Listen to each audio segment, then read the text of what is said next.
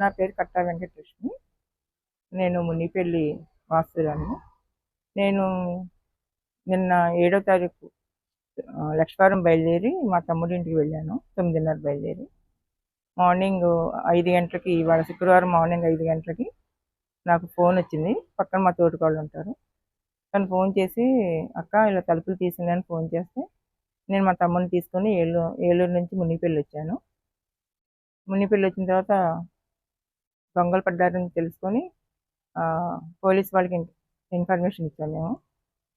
అలా కానీ నేను వచ్చేటప్పటికి ఇల్లంతా చల్లా చదివా చేసేసింది.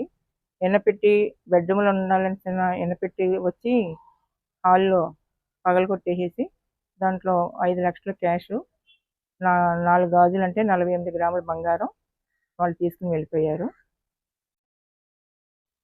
దీని గురించి మేము వెంటనే పోలీసులకి ఇన్ఫర్మేషన్ చేశాము. వాళ్ళు వచ్చి అంతా ఫింగర్ ప్రింట్స్ అన్నీ తీసుకున్నారు. డాగ్ స్క్వాడ్ కూడా వచ్చి వాళ్ళ పని వాళ్ళు చేసుకున్నారు.